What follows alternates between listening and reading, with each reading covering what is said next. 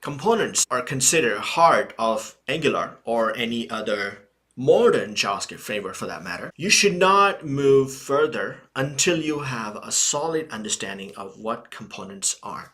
So that's what we're going to do. We're going to understand what components are, why do we use them, where and how do we use them, and we will build our first component using Angular CLI. We will build something like this UI, where we use component inside components, and we can have some reusable components as well.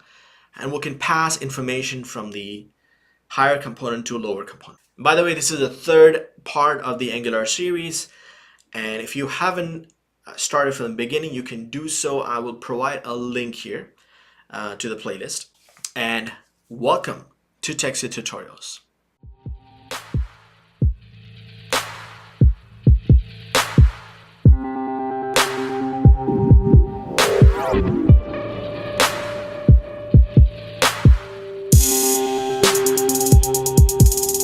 All right, so let's first try to understand what is a component and why do we use it. In order to understand, let's look at human body, which is very complex. And if I want to understand human body, I usually don't know where to start. But if I can break it down into pieces, let's try to understand heart, or even smaller, a heart cell, for example. If I understand one heart cell, I would know all the other heart cells, most of the heart cells. So that is the objective. And if you know how those cells communicate with each other, the protocol, then you can pretty much understand how heart works.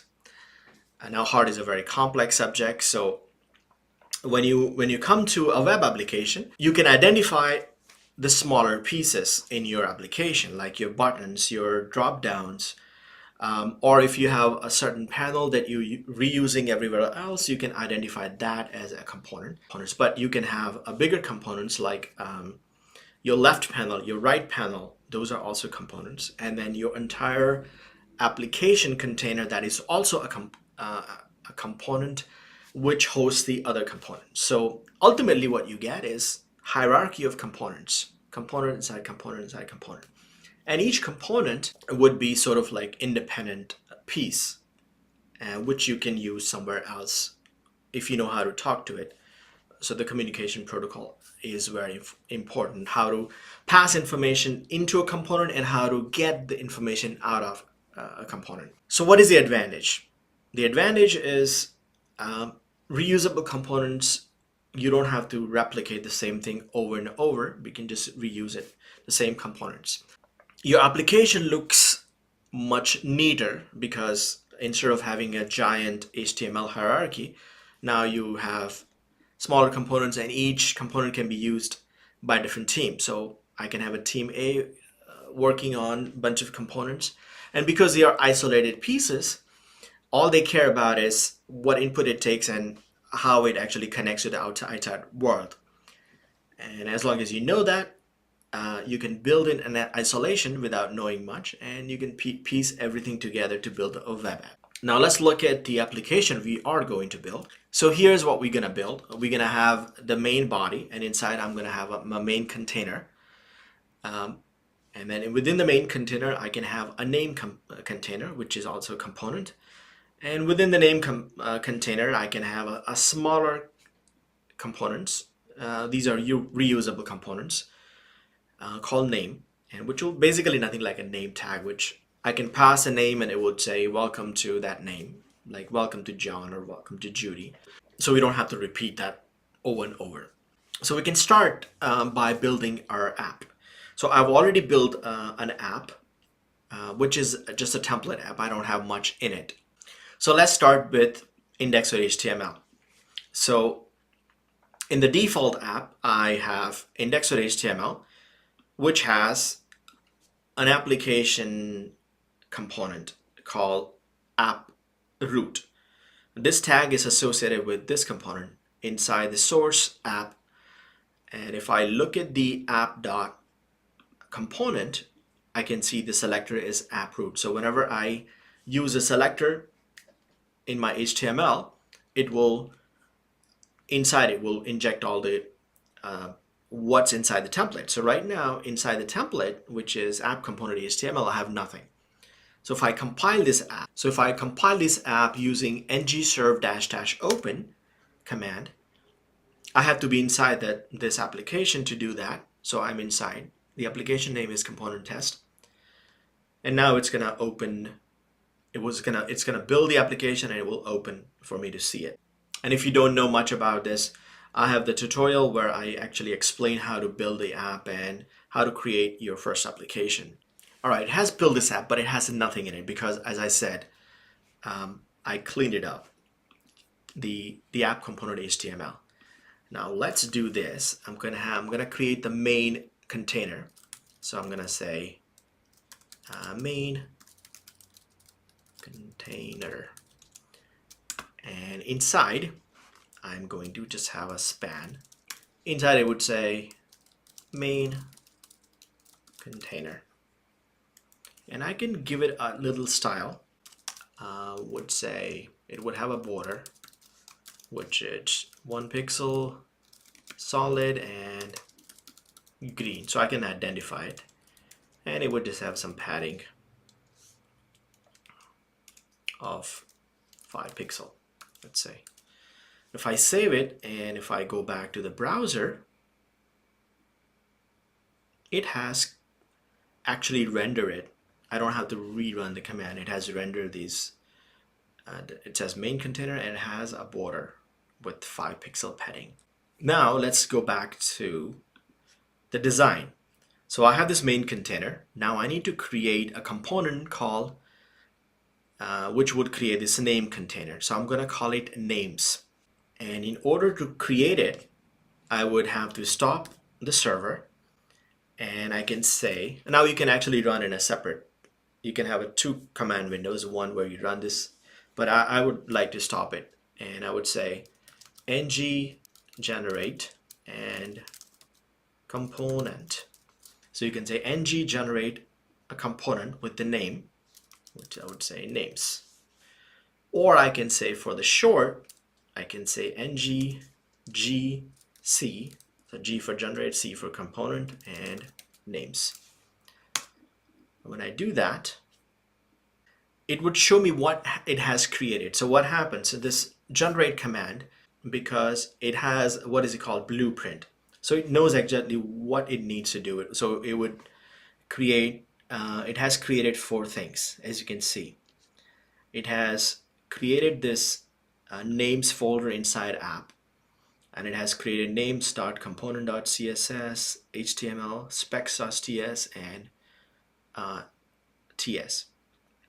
And it also modified the source app module.ts. So let's look at it. So again, it has created this names folder, and inside I have this 4 files. And inside the app module ts, what it has done, it has imported the component. And it also has declared inside it, so it remembers where it is. Now, if I go back to the names component, it has this p tag which says names work. So what I'll do, if I look at the name components.ts, I would see the selector that it's using, which is usually app.1, whatever the name of the component is. And you can change this if you want to. So I can take this, insert it inside the app component HTML under here. In order to look at it, I still have to run the server. So I'm going to, again, run the server. Okay, so now it says name works inside this main container. So if I go back to my HTML for app component TS, so I inserted this tag app names. And so what it does, whatever the content of app names names component.html, it would inject it here, which would be this. So you understand, when you add a component tag inside another component, it basically takes this template and insert it inside. And I'm going to create a name container. And inside our name container, span, I would say name I can actually have CSS of name components. So I can say name container. Inside I would similar, so it would say border 1 pixel, solid, and gray or something. And it would also have padding, which is 5 pixel. And if I save it, it should automatically update your page because the server is running. So now I have a main container. Inside I have a name container. So now I need to create another component called name. So this would be, remember, in the design I have the name container, and inside I have this welcome to tag. So these tags. So I'm gonna call its name tag. So I'm gonna stop the server again, and I can say ng gc, so ng generate component, and the name would be name tag. Now what if I gave it a camel case? Let's see what it does. So if I run it, it actually converted into kebab case, and as you can see, it created source app name tag and name dash tag dot component. So this is a standard syntax name convention that it has. So every component is going to have dot component, and it also updated the module.ts, and it imported the component inside. So you don't have to do it. So if I go back to the app.ts, it has imported the name component. It has added into the declaration, which is needed when you create a new component. And it has created this name tag here. It says that name tag works. Now what I can do is ML. Now let's look at what's the selector for this. The selector for this is called app-name-tag. So I can just copy it inside my names.component, and I can simply say, and then I can actually repeat it 5 times, let's say. I still have to run the server because I stopped it. So now I have a main container, inside I have a name container, and inside I have 4 name tags. Right now I haven't given anything in it, but as you can see, it works because it injected it. So now let's change the name tag container component the way we want it. So I'm going to go back in a name tag component.html here. And what I'm going to do is I am going to have a div, and I'm going to have a class called name-tag, and this would create a name tag. And inside I am going to simply say message. This is the message where it says welcome and name. Welcome here. I don't have name yet, but let's add for CSS. So inside the name tag component.css, I am going to say name-tag, and it's going to be display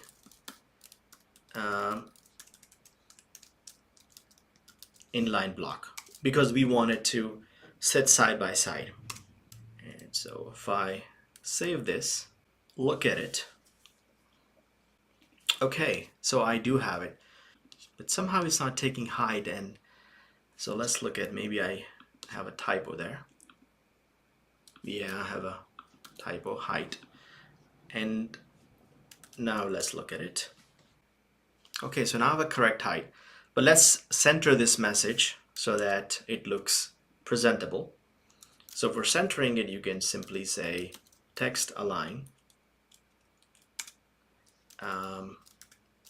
center, and centering vertically, you can say line height equal to 150 pixel. So this would be the line height of the height, so then it would automatically center itself. So let's look at it.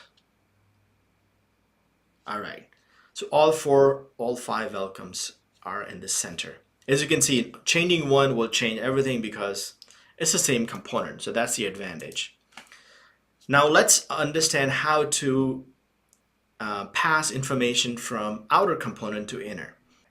What I can do is inside the name component.ts, I have to create a variable called at input. Its name is, and its type string. Input really means that it's whatever it passed to me will be copied into this variable called name. So in order to pass it from outer, all I have to do is go to names, and here I can say name equal to string name. So this is how you pass from outside to inside. So I'm passing this variable name. I still don't have this variable name inside the names component, but I am passing it for now, and I have to pass it in each one of them. And let's create this names inside the names component. So inside the names component, I can say name type string equal to techsith. Let's go back here.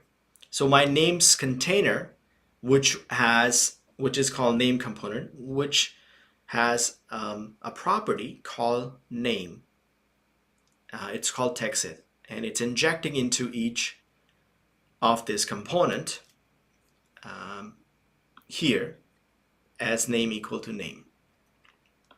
So now if I run this,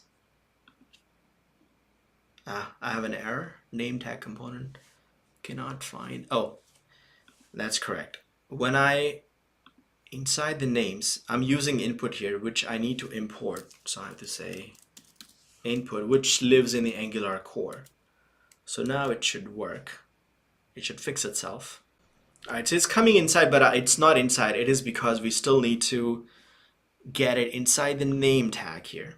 So I have to say use interpolation. Interpolation means whatever variable I have it inside the name tag component, which is name, I can use it inside the template using interpolation. So when I do that and look at it again, now I have each of this saying welcome to techsith.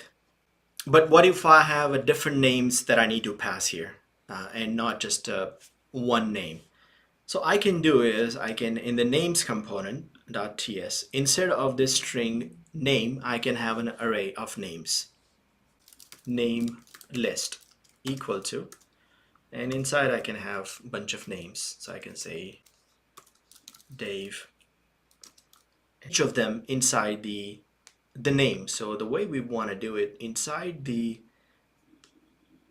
name component.html, we don't want this hard-coded app. So instead, I'm just going to use one of them, and I can repeat it using the array. So I can do for each, and Angular provides a nice functionality called for each, and that's a capital E here. So you have a little star and for each, and then you can say, equal to, and within the quotes you can say let name of names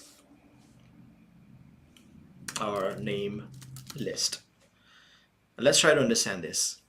Names component.ts, and inside the HTML what we're trying that for each of these name we have created a local variable inside the template called name, which you can pass into the each tag. So this tag is going to repeat however many elements this name list has. And if I save this, it will render it back. Oh, I have an error because it's not for each, it's actually ng4, my bad, ng4. Some of the syntax in Angular is so weird, but it works. So all right, so I have welcome John, Judy. So now we have a full thing working. Now let's say if I want to repeat the entire name container all over the place, all I have to do is go in the app component TS, and I can just simply repeat this and save it. And I have a matrix of names. So now you know the value of components. If you have any question regarding this, do let me know. I'm going to push this onto my GitHub site, and I'll provide a URL in the description so you can play around with it, download it, and understand what's going on inside. And if you modify it and make something nicer, do let me know. I want to see what you can do with it. And I hope you learned something from this tutorial. And if you did, please like, subscribe, and provide a constructive comment. Thank you.